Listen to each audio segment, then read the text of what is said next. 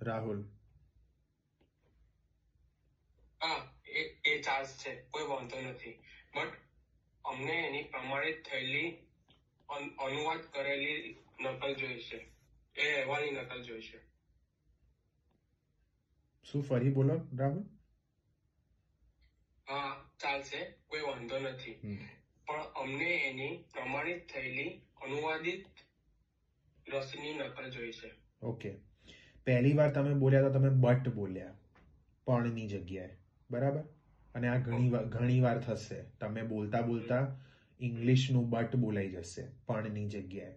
તો વચ્ચે એકાદો વર્ડ બી આપણો ઇંગ્લિશનો ના આવવો જોઈએ, અધરવાઇઝ એના બી માર્ક્સ કપાશે, because we are suppose to speak in Gujarati.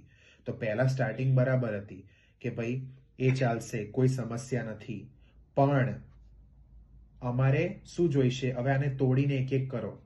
Certi